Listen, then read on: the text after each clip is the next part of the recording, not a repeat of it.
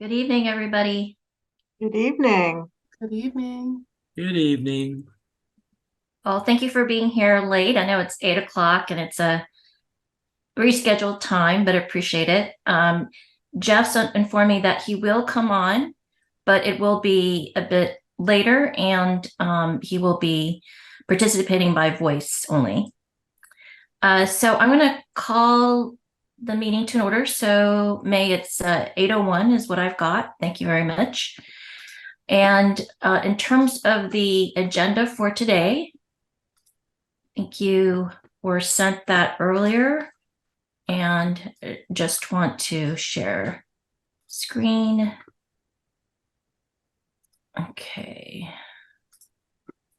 Right. So I just thought we would jump right into the draft policy recommendations. I'll go over the schedule in a moment. And I noted that our presentation date is November 1st. I thought originally it was November 9th, but so we have just one more meeting and then our presentation. Hey, So hey, Ariane, sorry, can I interrupt on that? Actually, Sure. I think it's still November 9th. The first is just our cohort meeting. Oh, is that right? That's Yeah, what it I just thought says, too. yeah, Yeah. Okay, yeah. excellent. It has to be, the presentations usually are at the full task force meetings. And the one that's listed for the first is just AAPI cohort.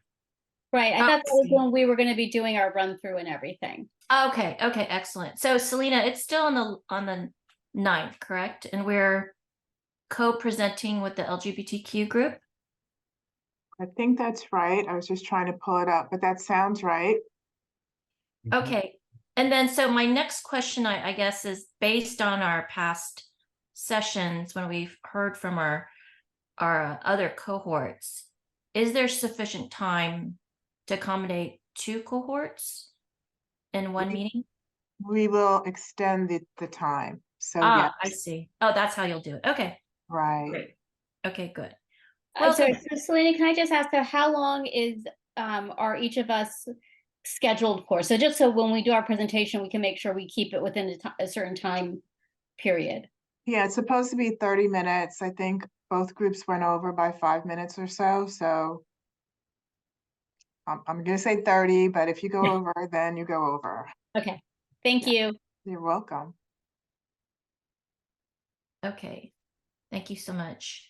All right, so that's great. So that actually goes over the remaining schedule, which is we've got one more meeting. And what I'm thinking is that because our recommendations are pretty content heavy, if we don't finish, what I thought I might do, if each of you feel this is warranted, is just to have a one-on-one session with you this week, just to run through any last minute comments that you might have, if you wanted to go through it. But if you feel like this version is in pretty good shape, then I can just move forward with it. To be honest, this is probably draft round number 2 only. So there is room for considerable refinement. And so I wanted to make that available to you if you thought that we needed it. What are your thoughts about that?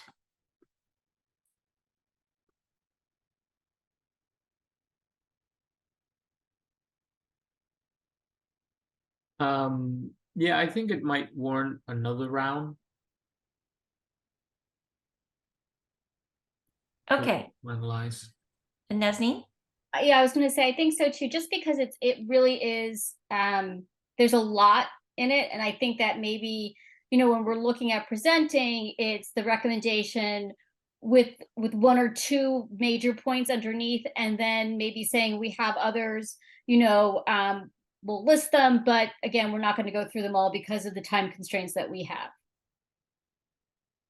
Correct. Okay, so welcome, Jeff.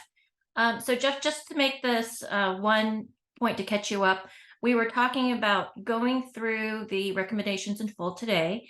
And then this week, I'll just schedule a one-on-one with each of the cohort members and run through the recommendations so that we can, address any interest concerns, questions and, as Nesneen proposed, also tighten the language because there's a lot here. And if you, are not available or don't feel that's necessary for you, feel free to let me know, but I'll go ahead and just send out a couple of dates and times, and we will continue this week. And our last meeting is on November 1st, and then our presentation's November 9th with the full task force. Okay, so let us then go to the recommendations themselves, and then toward the end, I'll talk about the actual presentation format and how we want to sort of handle that. And so let me again share screen. Okay. Okay. All right. So do you all see the screen? Yes? Excellent. Okay. So what I thought might be helpful guidelines is for you to consider a couple of questions as you're going through them. And does each recommendation capture the sense of our past discussions? And the recommendation would be where it actually reads recommendation. In terms of how this is structured, there is a preface, which is called background, before the recommendation. And then there's the recommendations themselves. And then under the recommendations are these, what I'm calling implementation points. So they sort of explain in more details how we would see that recommendation being carried out. So, we did talk about enumerating subpoints under the recommendations. We talked about moving it to the appendix. But, just for now, I decided just to enumerate them under the recommendation so that we can look at this discussion question number 2, which is, do those implementation points logically flow from the recommendation? And then finally, is the language, clear to our reader? So let me start with the first one, and thank you especially, May, for integrating all the language. This is probably our most involved recommendation.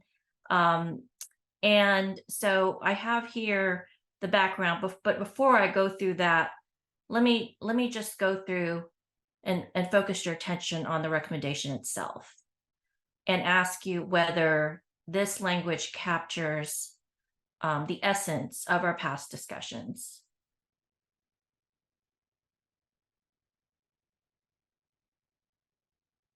Oh, and let me explain a edit also.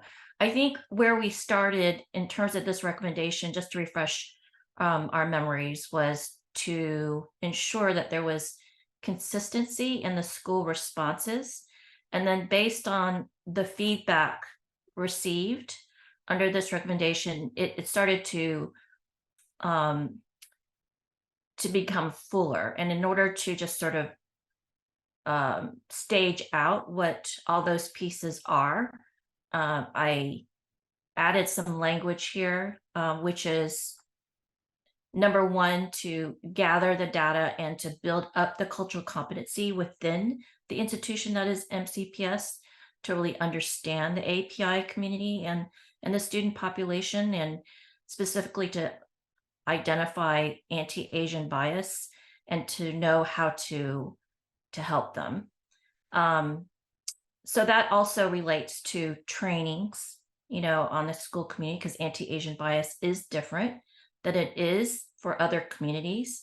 That has been recognized as one of the challenges because there aren't as tangible evidences as other community groups when this shows up.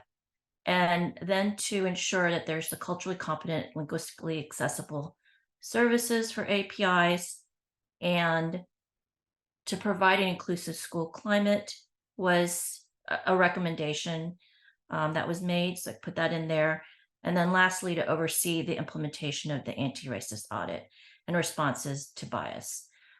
So those are the recommendations sort of broken down, with positioning the County Council's Committee on Education and Culture to provide that sort of overseer role in terms of asking questions, making sure MCPS is on track with respect to its action plans, and also to recommend additional funding to carry out these recommendations. Ariana, can I just ask you, so just out of for language, one is why, so, the word hate isn't in there, and I think it really needs to be in some, because I know we're talking about bias and we're talking about schools, but there is a lot of anti-Asian hate sentiment also in the schools, and I think that we need to use that word so that because it really does portray what's happening sometimes. Yes, so the bias and hate are used sort of interchangeably with but what you're saying is that it would be more clear to use hate instead of bias. I think it's different though too, because I think that bias means that you're sort of leaning one way versus hate. And I don't know how others feel about this, but and hate is really like, this is, it's a sentiment that is just blocks everything. So there's a higher intensity. Right. is Yeah. what you're reading into the Hate hate. versus bias. Right. So I don't know how others feel about that. But I think I would agree because I mean what we've been talking about specifically is hate bias and hate crimes, right? Like not just bias and crimes in general, but specifically hate bias and hate crimes. Yeah, I think the word bias has been encouraged by the National Anti-Defamation League, just so that it's all encompassing of both discrimination and hate, and to also remove the public confusion around what a hate crime is, because when there was that COVID-related spike, I think some people in the Asian American community were interpreting it one way, and it actually had this sort of legal definition. I think most of the incidents that are reported out of schools, my understanding is that they're incidents as opposed to crimes. Yeah, but just because it's an incident doesn't mean it's not based on Hate. a sentiment of hate, right? I know I understand what you're saying, but I don't know if for the purposes that we're here, I don't see why we can't use that language, because again, it's a different connotation for what we're doing, I think. Mhm. I don't know, what do others think about that? Yeah, I do agree that I think we should use the word hate. I think the distinction previously you were talking about is between hate incidents versus hate crimes, but it's still based on hate. And I do agree that I think we try to focus more on hate rather than discrimination per se, because I guess discrimination can mean, I don't know,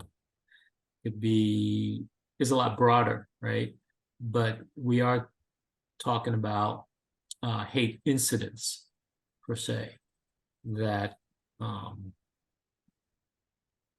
that is, I think it's definitely a higher degree of intensity, and because a bias could be just something subtle, may not even be noticeable or discernible. Sometimes it's hard to distinguish bias, but if there's a hate incident, I would say it's definitely more pronounced and obvious. And I would remove the word bias, but I would add the word hate, because I think that again, there is a distinction between the two. Right. Okay, so let me ask May here, because this was your recommendation here. Is that where you're well, it's funny because what you just said, Juan, made me think bias is more all-encompassing, whereas hate bias is more specific. But wouldn't we want them to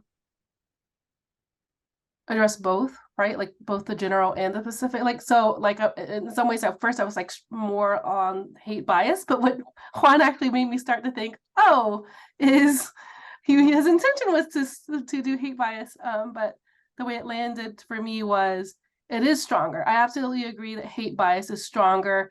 We are talking about stronger incidents, right?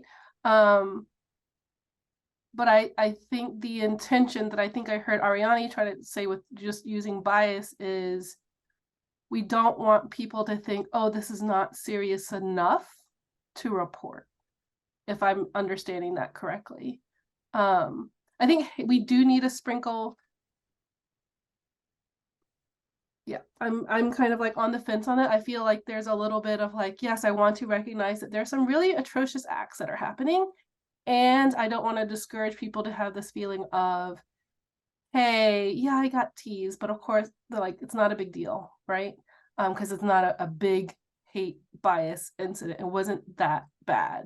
So that's where what Juan was saying was just like, oh, is that actually going to get people to feel like it wasn't that bad? So I'm not going to bother reporting when we want people to report. Well, what I was referring to more of like the subtle, the more of the bias might, include more of the subtle, I don't know, micro.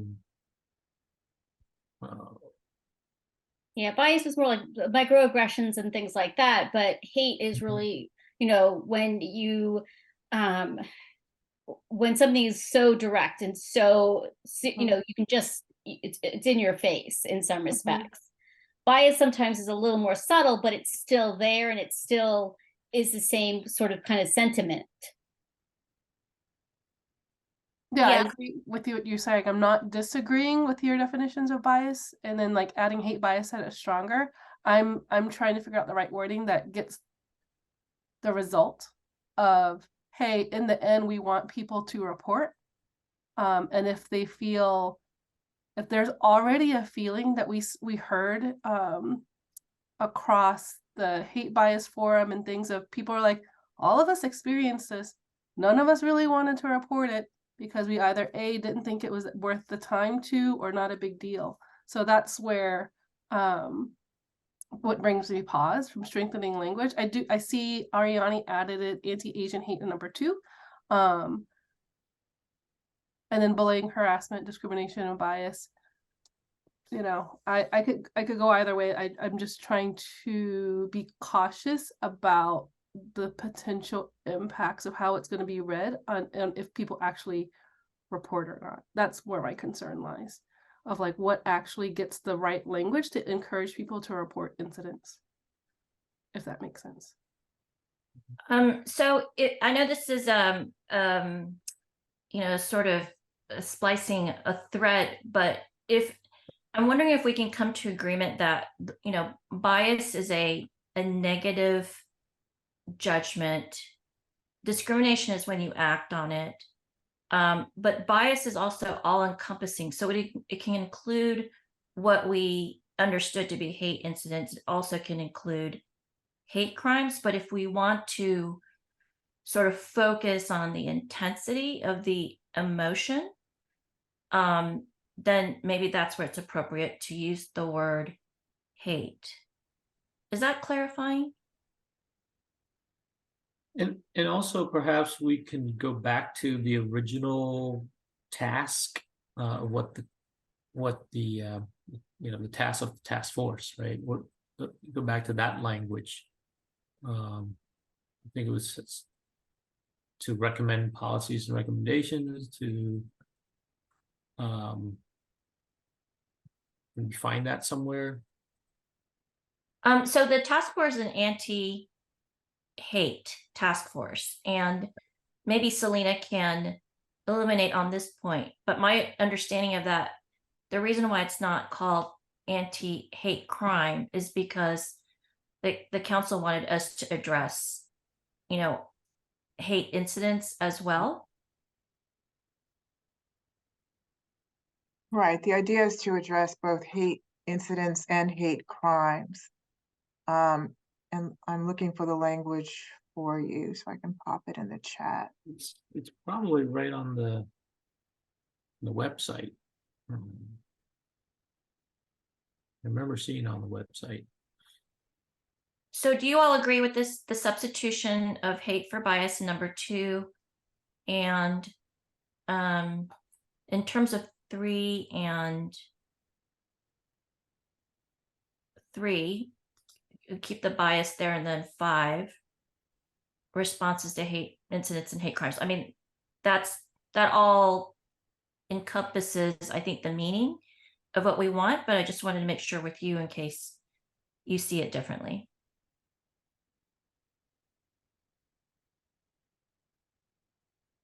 I'm pretty good with it as written because I feel like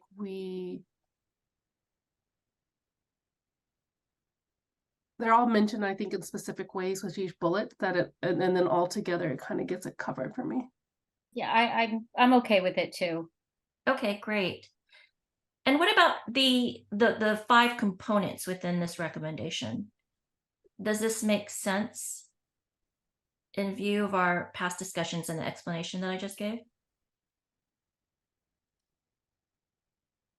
I'm wondering if number 3 might be, it says to provide culturally competent and linguistically accessible services. I know that there was a strong agreement of calling out of mental health. So I don't know if you want to say linguistical accessible services such as mental health, like a list. If we want to, I just wanted to check in if we felt like we wanted to elevate that. I know it's in the sub bullets underneath.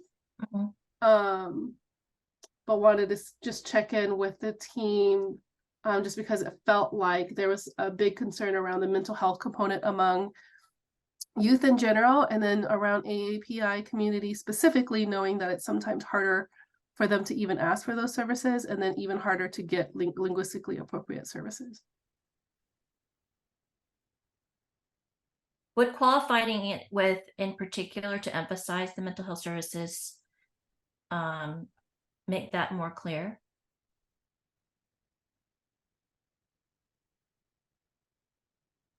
Yeah.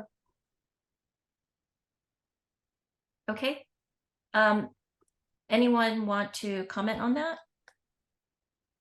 Are we good? We're still digesting?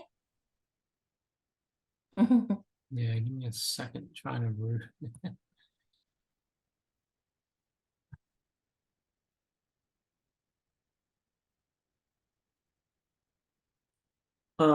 I know we had talked about it being consistent across the school district, right?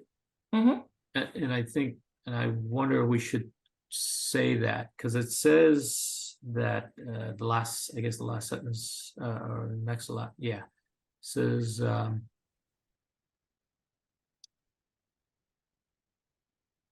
oversee implementation the anti-racist audit and responses to hate incidents and crimes so that it is fair, consistent, and equitable to all MCPS stakeholders. Do we want to say something about kind of explicitly, like consistent to all stakeholders and in different, across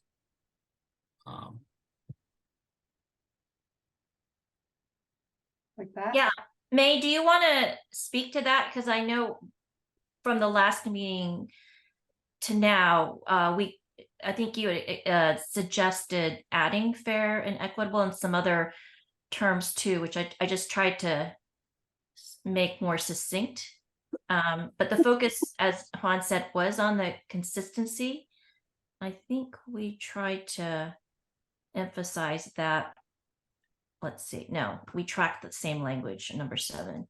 Hey, Ariane, just to let you know, Selena put in the chat what was the task force was assigned to. It says the Montgomery County Anti-Hate Task Force will prioritize policies that promote safety and combat hate crimes and incidents against BIPOC constituents, and policies that combat racism, which can include hate against Black and African American, Asian American, and Pacific Islanders, Latino, Hispanic, Jewish, Muslim, immigrant, and LGBTQ plus individuals or other communities. So that's what we were tasked with.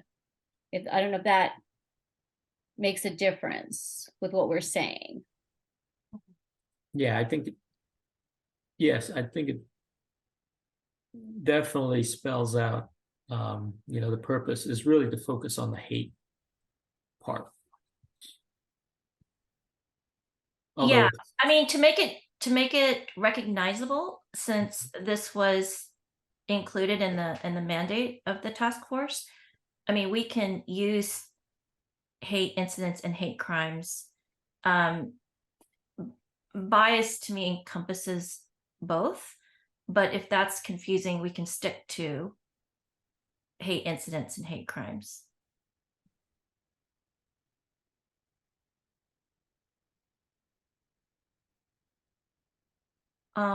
So thank you for that. So going back to the point about having oversight by the council committee to ensure that MCPS is implementing the audit and responses, I think that the reason for the oversight is also to provide the community with another, sort of receiving party to give feedback on how the plan is being implemented and whether there is ongoing training or effective communication and outreach to the students and the parents.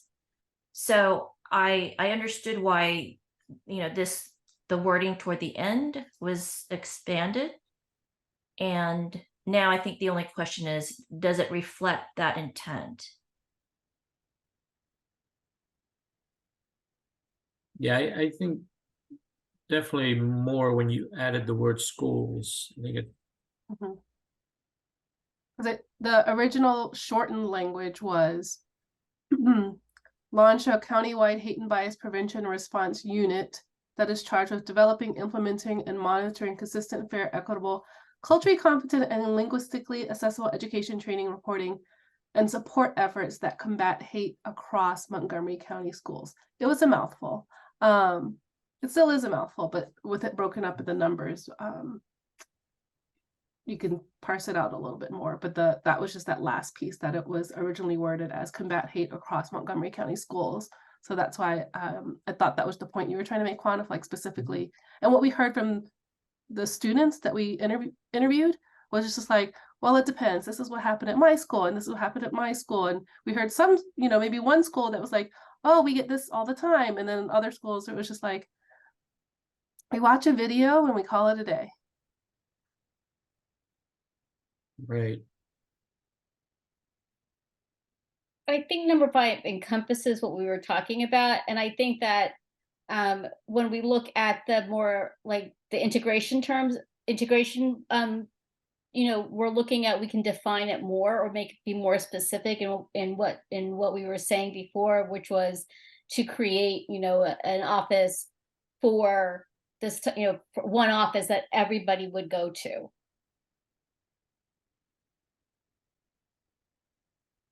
Yeah, it might be multiple offices just because the homes for the staff who look at this would be different. So there would be the council, right? Council's the committee on education culture. There may be Selena to kind of pull you into this and keep you here. And and then MCPS side, and then on the county executive side, the Office of Human Rights and Community Partnership. So there might be multiple parties, which I think is actually good for the community because depending on the relationships, they have multiple places to go.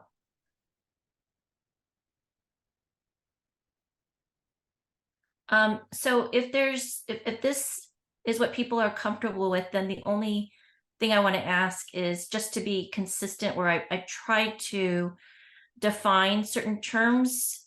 Would it be all right if I also just put a parentheses and say define here and after as MCPS stakeholders toward the end of this sentence? And I'm just reversing basically what you have here. Okay, thanks. Alrighty, excellent. I was going to say, thank you for adding the background context ahead of it of like, here's why we focused on youth. And I know there were some stats that I had kind of pulled out from the hate bias, the anti-racist audit. And that was kind of showed the general that hate bias and incidents were up, but I didn't see anything that specifically had data for Asian youth in schools. And I think that's kind of like one of the key points that you had, Ariane, is like we need to even just start collecting. But I was just wondering if anyone knew of any specific data to that. I just think that would elevate it, the background a little bit more, to be like, hey, this is what it looks like, and why we decided to say of the recommendations we have, we really wanted to focus on youth. And then yeah, just kind of making that case of like what that to that question, does it flow, right? And I think one of the issues that kind of came to light both at the Hate Bias Forum and a couple of other places in talking with teachers is the underreporting of incidents, because they prefer to make it a teachable moment instead of reporting it. And so I think that elevating potentially that of like the context of like we need to change mindsets and behaviors really in a lot of different places. But we don't have to spend more time with this. We can probably cover this in our one-on-one if that's okay, unless folks feel strongly about that. But that was just something that kind of stuck out as well. Yeah, I think that's a really good point to make, May. And I went ahead and tagged you. If you think you might be able to pull that up, and I'll then see just if I can insert it. find something more specific, if at all. Otherwise, it just kind of underlines your point of we need more data. Yeah. Okay. Great. And so I like the idea of raising discussion points here in the background. I mean, we can go into this a little bit deeper in our one-on-ones, but I think in terms of the background, just as May has done, is there anything that is missing that should be lifted up as a explainer for the recommendation?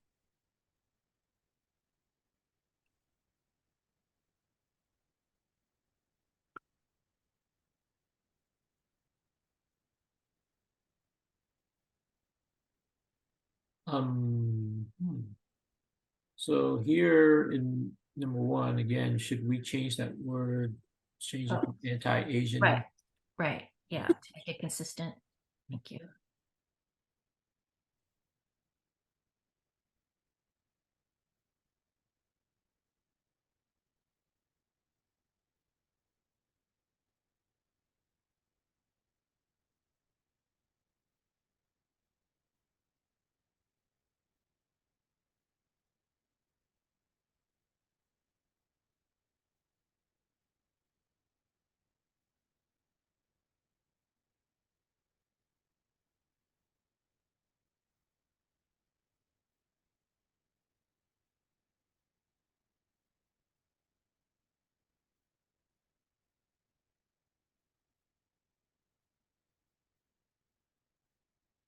I think it looks good. I agree.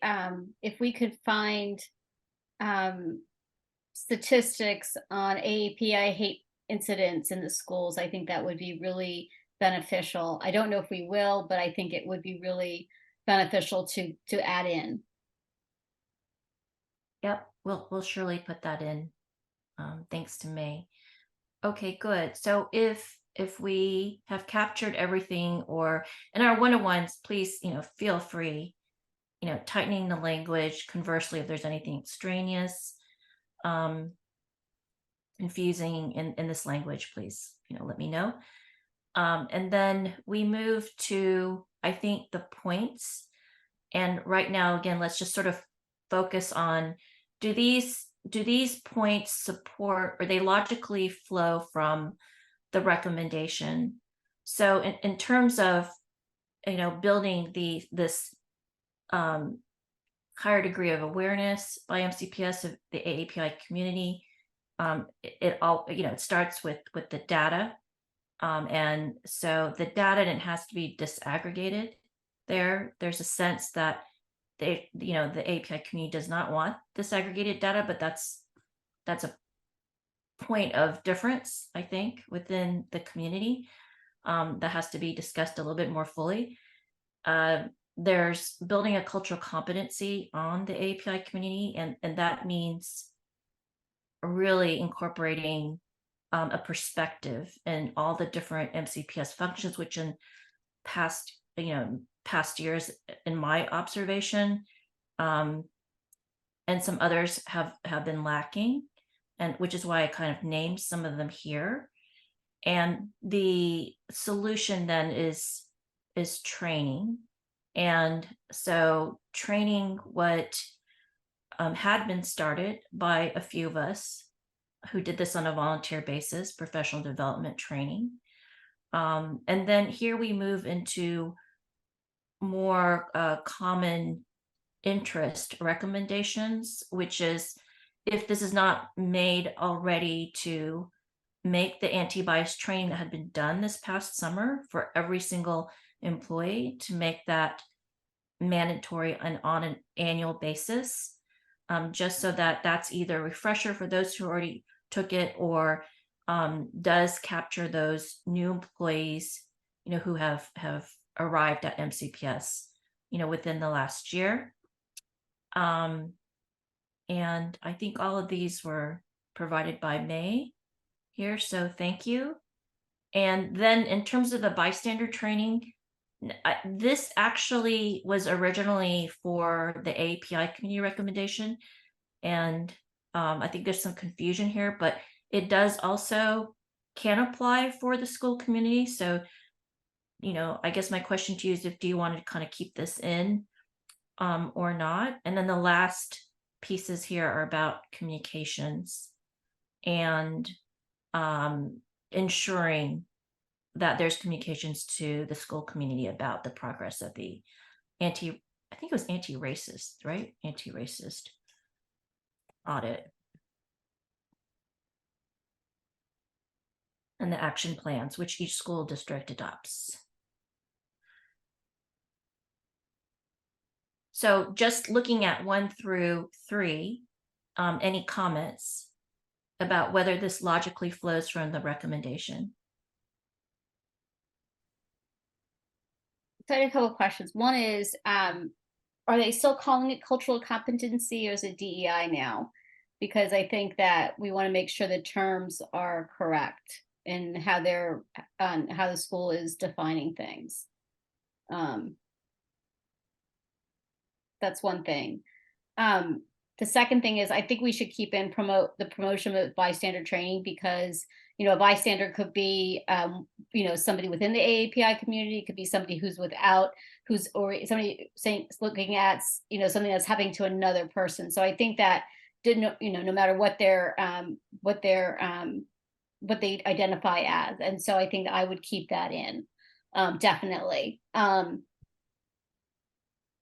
So I think that I think that the collecting and analyzing data is very important, because again, I don't think that there is a lot, and I think that the schools definitely need to do. We should recommend that they continue to do that. They do that, and disaggregate. I'll tell you, when I was looking, I was looking, trying to find out information on the Asian community in Montgomery County, it was difficult to sort of like parse that out. And even though the census, has really been trying to get more into the weeds in the data, it's still not that easy to get. I mean, for NHPIs, literally the census data tables were like nothing. So I think it's really important to continue to harp on that. Great. And so to your point about cultural competency, I would be curious to hear, because I think cultural competency to me relates to specific communities, right? Their community, their history, their challenges, their needs, and the way that they perceive, certain services, like, law enforcement services, through that sort of cultural lens. And DEI, I think, is a sort of it speaks to more a programmatic, a program that a workplace or institution would implement, to foster more inclusion and understanding of a diverse workforce. So that's how I see it, but please chime in, anyone. And Selena included. Yeah, I do agree that I think cultural competency is what we're looking for. DEI, remind me, does that stand for discrimination, equity, Diversity, equity, and inclusion? Oh, inclusion. diversity. Yeah, and I Okay. only bring that up because I think Oh, some it's so bad. places are switching away to how they're saying things. So Hmm. I just want to make sure that if we're, even though I agree that there is a difference, Yeah. I just want to make sure that the way we're saying it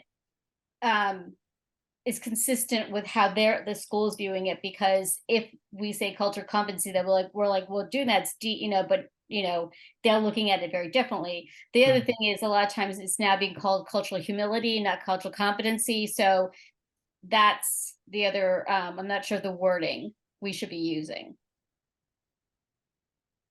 Cultural humility. Okay, that's new. Thank you. So something to look into here. I'll just make a note for myself. Okay.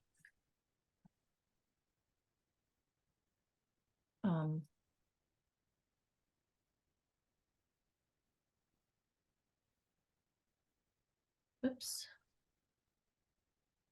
All right. To the question, Ariani, I think you were highlighting 3D.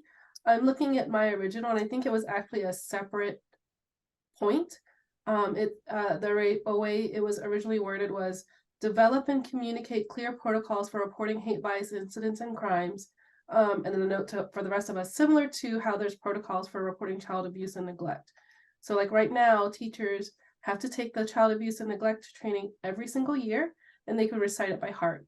And there are clear protocols of like, if they see something, they must,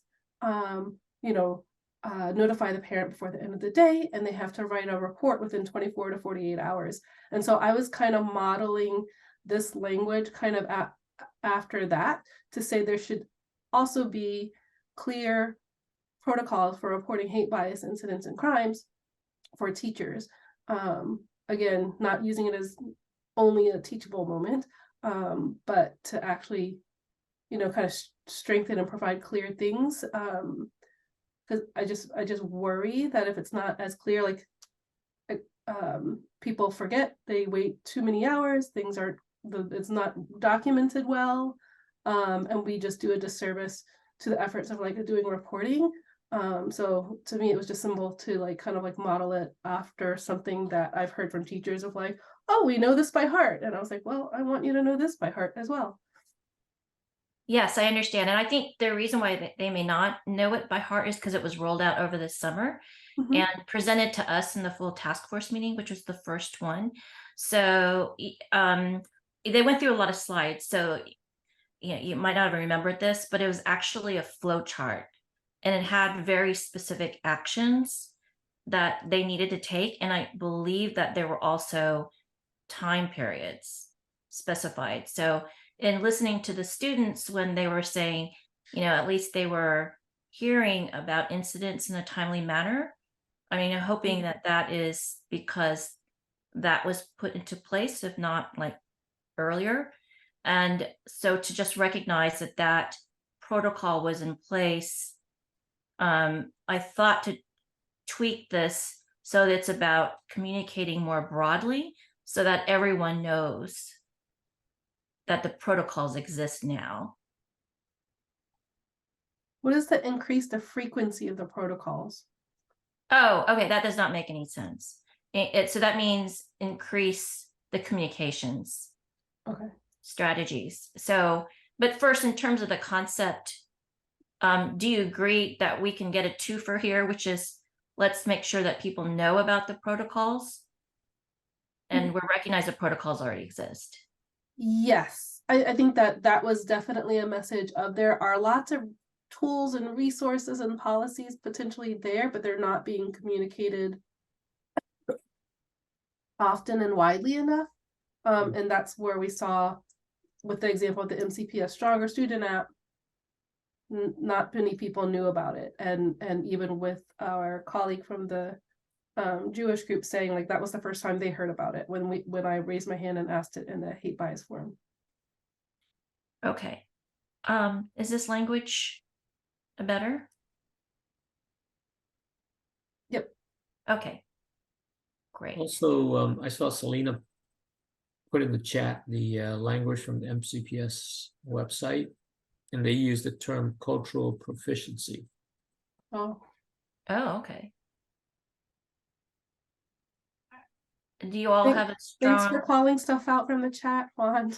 Well, Yeah, thank you. Otherwise, you know, this language would all disappear. So I have heard proficiency. I've heard it. Then I've heard competency. Now I'm hearing humility. So if I can continue to look into it. But if you want to be consistent with MCPS documents, we could change this to proficiency.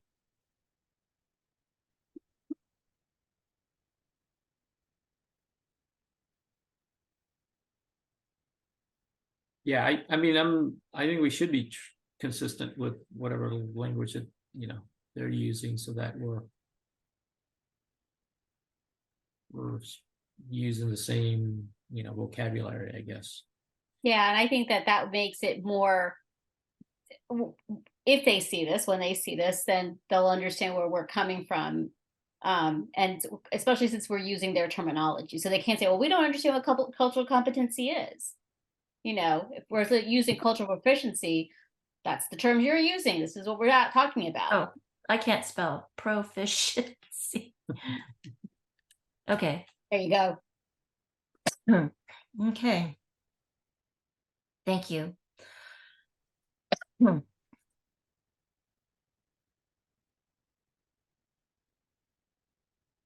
Okay. Okay, so have we gone through 1 through 3? If this is good, just a thumbs up from you, then we'll move on. I have a question. I wonder, since it took that long to go through one, and we were planning to have one-on-ones on each one for now, Mhm. do we want to talk the presentation for a little bit, or do we want to keep going this way? I just wanted to check. Oh, thank you. Thank you for the time check. Yes, so let's talk about the presentation. So I'm assuming we're also doing PowerPoint slides. The allotment has been 10 minutes on the background, followed by 20 minutes on the recommendations. Might do a quick opening at the end, in the beginning. And I know that, May, you've prepared some background slides, and thank you very much. And so I guess my question is, how do we cross-reference with the backgrounds here that exists before each recommendation? I guess one question is, how do we want to present this? Do we want to do it where we split it up? Do we want to do it where somebody does the background, another person does the recommendations? Because I think that that might sort of show how we want to do the presentation. So my recommendation, it was for Juan and Jeff to split up the background, and then for May to do the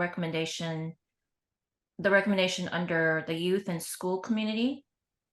And then I'll take the one on the AAPI community. I think there were 3 smaller recommendations, 3 smaller recommendations, and then this last one, the cross community solidarity one, Nazneen. Yeah, that you would take that. Does that work for you all?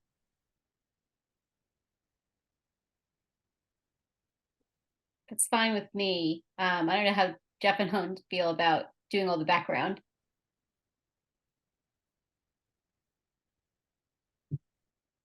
I'm fine with it. I did have a question regarding background. Are we talking about like general background about the AAPI community Right. and then more focused background about anti-Asian hate? So May had provided some draft slides on the background, Juan, and so now that we know that you're willing, able to speak to that, I think you could take a look at it and work with that. And May, I'm not sure, does that include the anti-Asian hate trends? Yeah, so basically I just dropped the link in the chat and I can share it again in the notes that I'm taking for the email.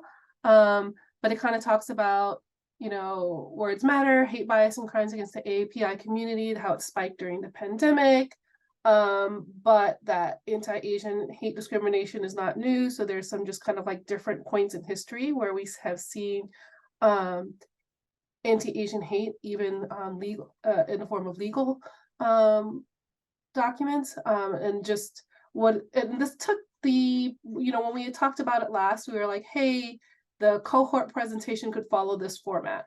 And so I followed those kind of guiding questions. And I think we all said that introduction background section was really helpful for people to understand what hate bias in our community looks like.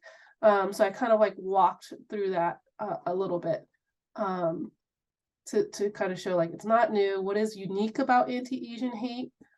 So dropping in things like we're always seen as foreigners, that race is often talked about in a black-white binary, and so a lot of Asians feel unseen in those discussions.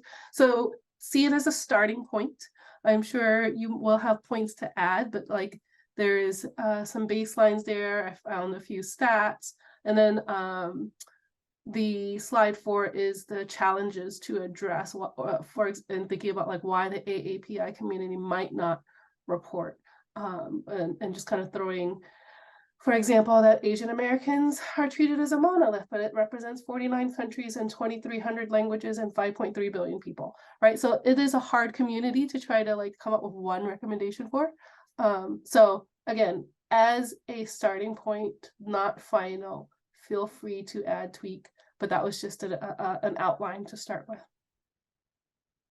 Thank you, May. And so, you know, just based on our like run through of this document with the draft policy recommendations, are you able to discern immediately whether there's considerable overlap between the background here that prefaces the recommendations? Because if there is not overlap, then those of us who are presenting on the recommendations will know just to spend a little bit of time on the background before explaining the recommendation. I think there is a fairly large overlap.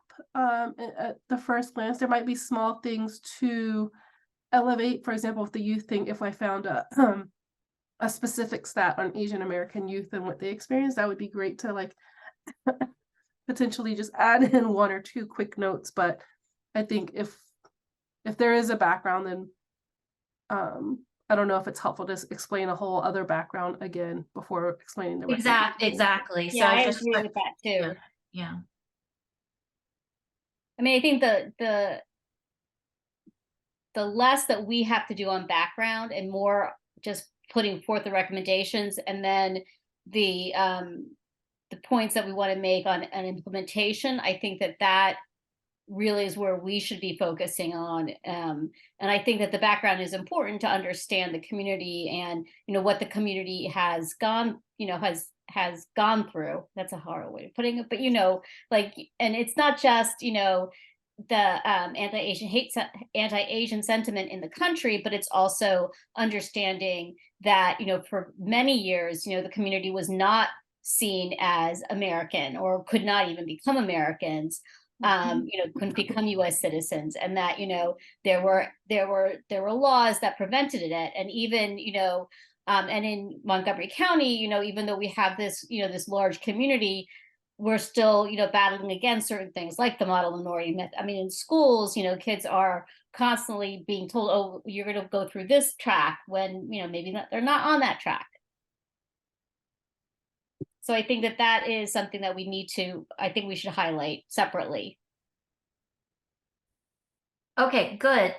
So with that feedback, Juan, if you and Jeff could take what is key in those paragraphs that are headline background and make sure they're inside, those background slides.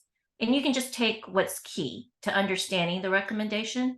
That would be great. And then allow each of the speakers just to go immediately into the recommendations.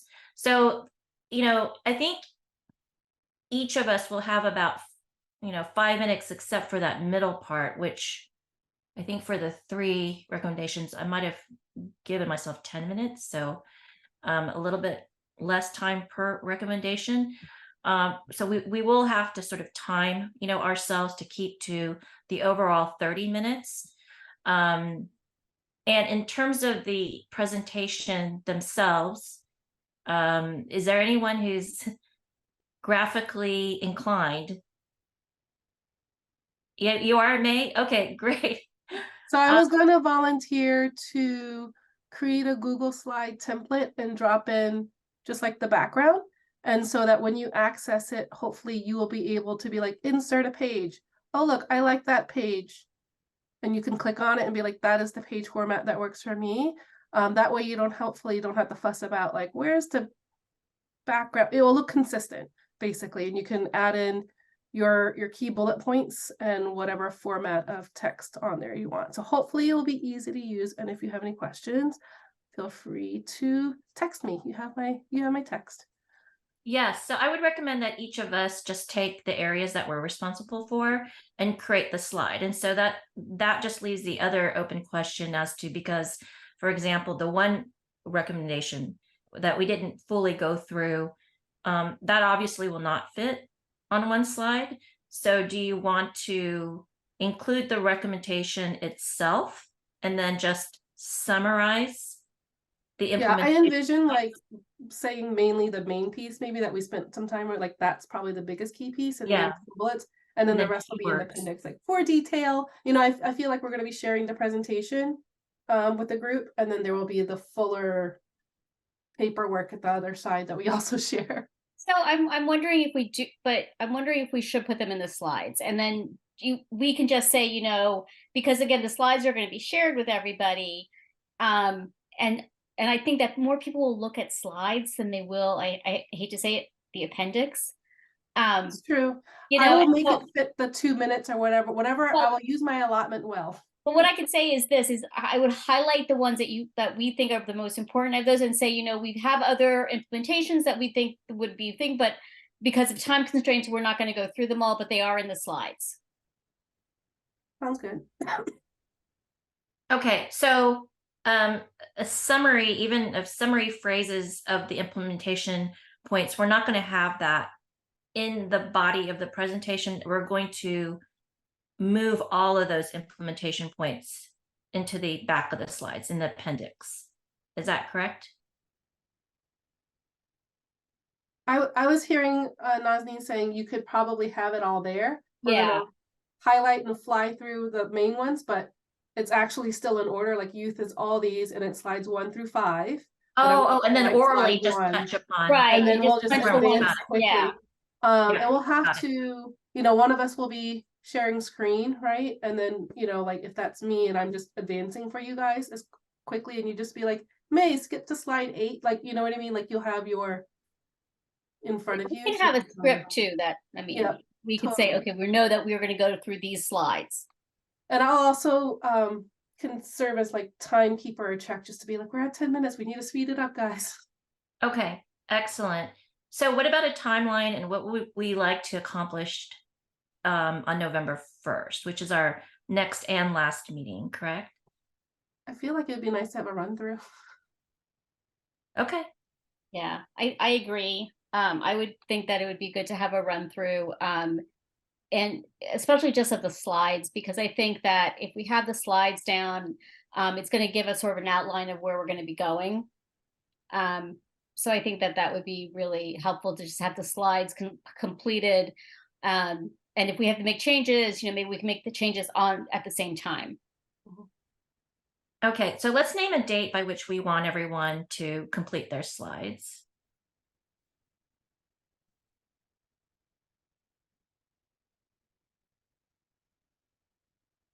October 31st.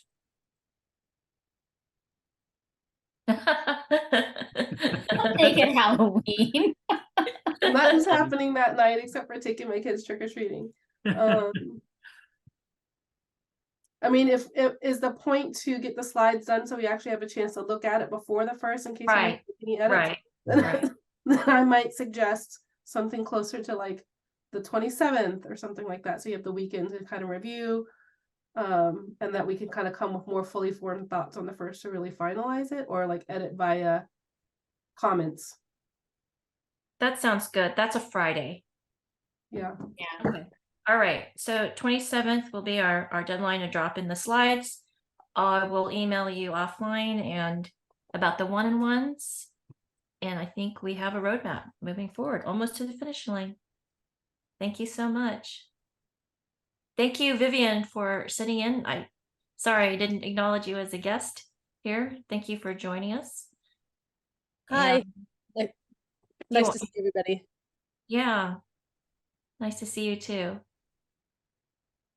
I will try to get you guys presentation slides before the end of this week, if that's okay. So work on your outline, and then I'll try to get you guys slides hopefully before Friday.